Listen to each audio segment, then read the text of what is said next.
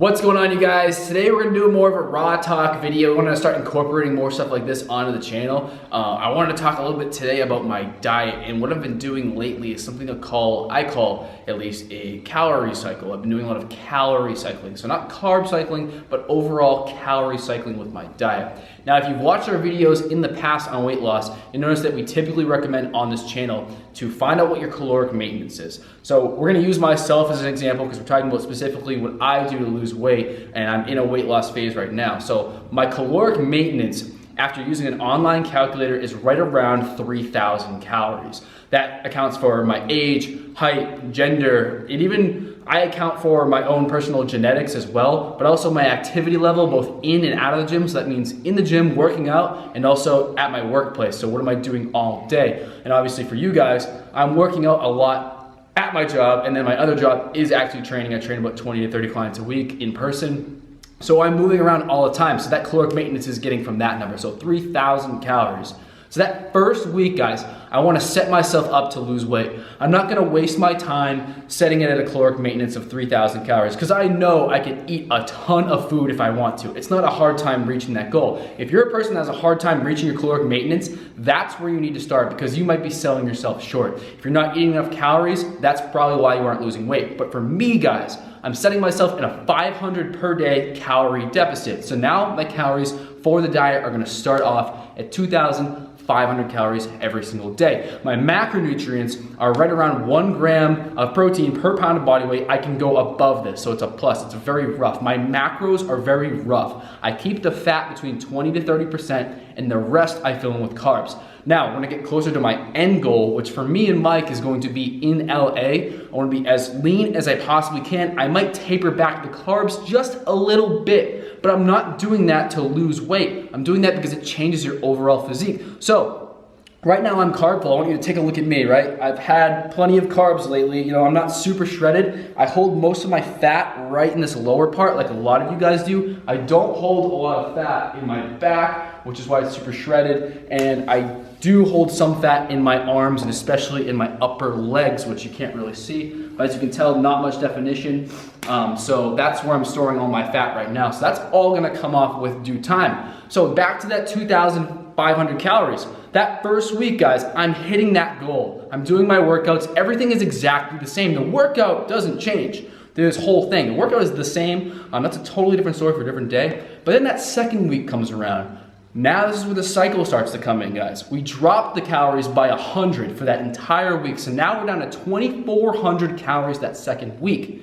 Next week comes down to 2,300, and then next week comes, now we're down to 2,200. So now I'm at what you call an aggressive calorie deficit. That is a 800 calorie per day deficit. That is considered very aggressive. That's about 1 pound to 1.5 pounds. If I push it all the way to 1,000, that'd be 2 pounds, very aggressive goal. So in this certain phase, I'm putting myself at a risk to lose more muscle mass, but the way I combat that is because the body is always trying to do this thing called auto-regulate, right? If you set your caloric deficit to 500, eventually your body is gonna figure out what's going on and it's gonna put a halt to that. So I'm constantly changing it. I'm dropping the calories slowly, and then it gets to that super low point of that 200 calories, and then I bump it back up the next week. So this is week 5, all the way back up to maintenance. Lets your body recover, gives it a break. You take that whole week off, you might even still lose some weight because your body is trying to figure out what's going on. After that week's up,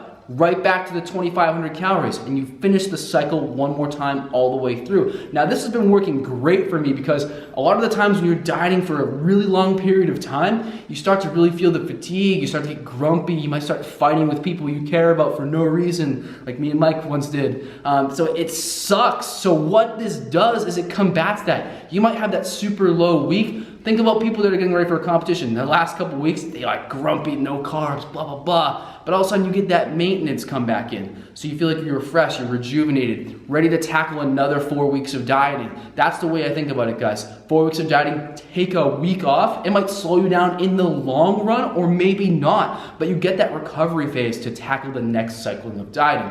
So let's say I lose My perfect goal would be if I lost 1 pound per week. So if I lost 1 pound per week for 4 weeks, that's 4 pounds. Now if I jump back to maintenance, I'm not gonna gain weight because I'm not in a calorie surplus. If anything, I might lose a little bit of more weight. So now we're talking 4 to 5 pounds, and then I'm attacking the diet again, losing another 4 pounds or so in that next cycle. So this has been working wonderfully for me. I started off, I had no abs. Like 2 months ago. You can look at the Instagram, I had no abs. If you look at the pictures now, it's a lot better. If you look at me right now, I'm obviously a lot better. I'm nowhere near where I want to be because this last little piece of fat's gonna come off. I know this because the last time I got really lean, you start to get those veins coming up from the waist, so you're here. So if I flex from the side here, you can see here, the veins will come up, this little piece will go away, and then the obliques really start to pop. But I also have really developed obliques from all the sports I used to play, like baseball. So that's what I've been doing lately, guys. Hitting all my macronutrient goals loosely, like I said, hitting my calorie goals is the #1 priority. Picking good foods too. You can't eat like shit, guys, and then just look the way you wanna look, because you gotta consider other factors like inflammation and all the other crap it causes. You don't wanna have any deficiencies because then you'll feel like crap too. So make sure you're eating a well-balanced diet. Try this, use an online calculator. If you guys have any questions and you want me to do it for you or Mike to do it for you, make sure you head on over to anabolicaliens.com. Get that meal plan coaching because a lot of you guys that got it on Black Friday now have calorie cycling worked into your diet, and it's going to work amazing for you guys. So I hope you guys like this video. If you like the video, give the video a thumbs up. Make sure to subscribe and turn on the notification bells. That way YouTube can tell you when me and Mike have uploaded a video, and you guys can watch it. So I'll see you guys in the next one. Peace. Together we got power. Let's just rap it.